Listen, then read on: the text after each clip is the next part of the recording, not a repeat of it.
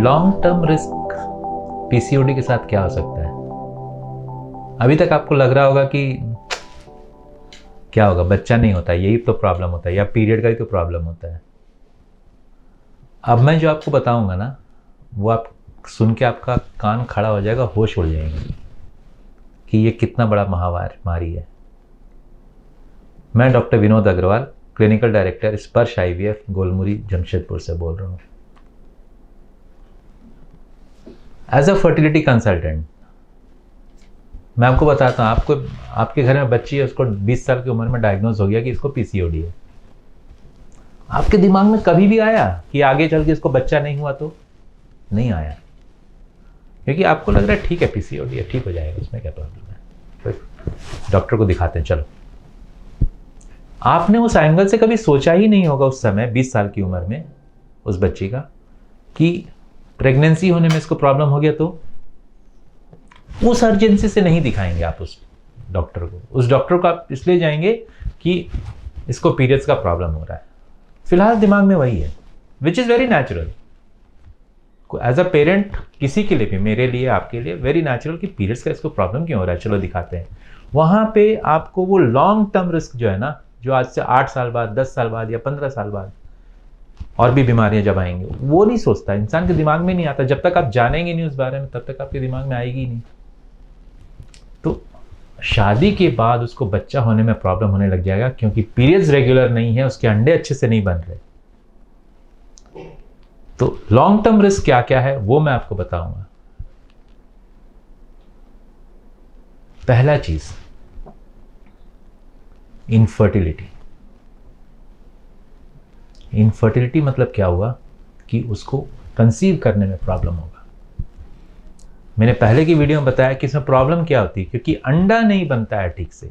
जो एक mature egg चाहिए टाइम पे, वो नहीं बनता। तो टाइम पे नहीं बनता है तो नेचुरल टाइम पे पीरियड्स नहीं आती।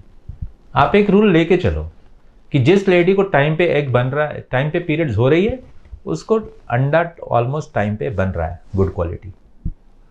या एज अगर ज़्यादा हो गया तो पुअर क्वालिटी भी हो सकता है, लेकिन अंडा बन रहा है, रप्चर हो रहा है, तभी पीरियड्स टाइम पे हो रहे हैं।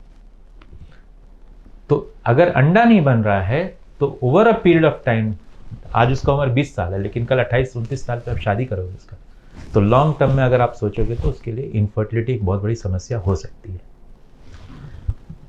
Secondly, diabetes. डायबिटीज़ के बारे में मेरे को और बहुत ज़्यादा कुछ बोलना नहीं है। आजकल काफ़ी अवेयरनेस है डायबिटीज़ के बारे में, लेकिन आप उस 20 साल की बच्ची के बारे में सोचिए कि कल चल के इसको डायबिटीज़ भी हो सकता है। क्यों? क्योंकि मैं इसमें जो पहले वाले सीरीज में बताया कि इंसुलिन काम ही नहीं करता इसमें। बॉडी में इंसुलिन है लेकिन वो इंसुलिन रेजिस्टेंस डेवलप कर गया बॉडी, तो इंसुलिन काम ही नहीं कर रहा, तो शुगर लेवल्स बढ़ने लग जाते हैं। तो chances of diabetes in the long run, long term effect है सब। तीसरा चीज, डायबिटीज अगर किसी को होता है तो क्या होता है, उसकी खून की नलियां वगैरह अफेक्ट होने लग जाती हैं।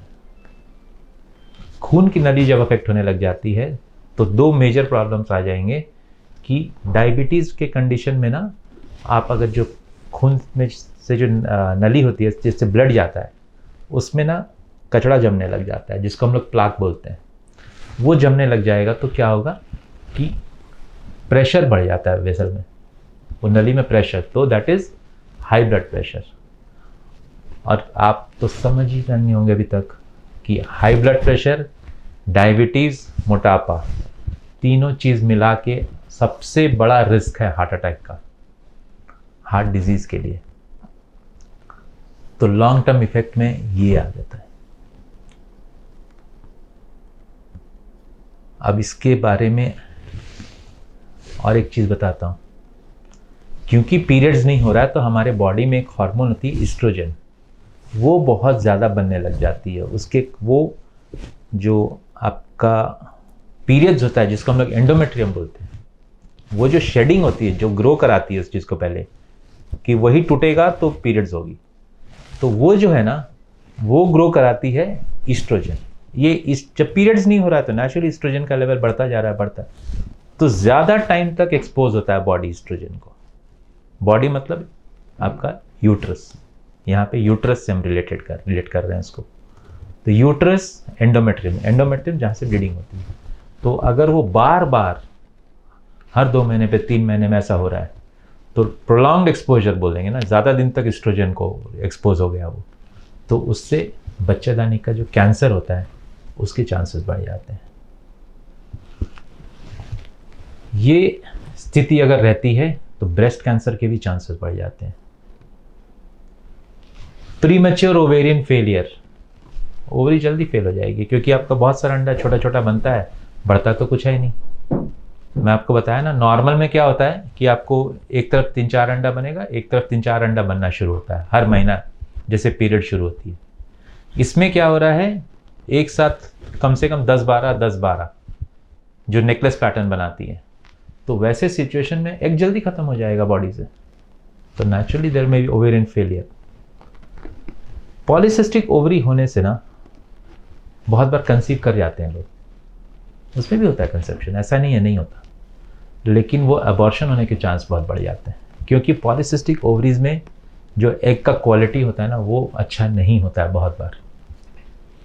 तो रेकरेंट प्रेगनेंसी लॉस जिसको हम बोलेंगे, बार बार अबॉर्शन हो रहा है, प्रेगनेंसी का लॉस ही हो रहा है ना, वो 2 महीना पे हो चाहे 3 महीने पे हो या 1.5 महीने पे हो, तो प्रेगनेंसी, रेकरेंट प्रेगनेंसी लॉस, बार बार वो प्रेगनेंसी नष्ट हो रहा है।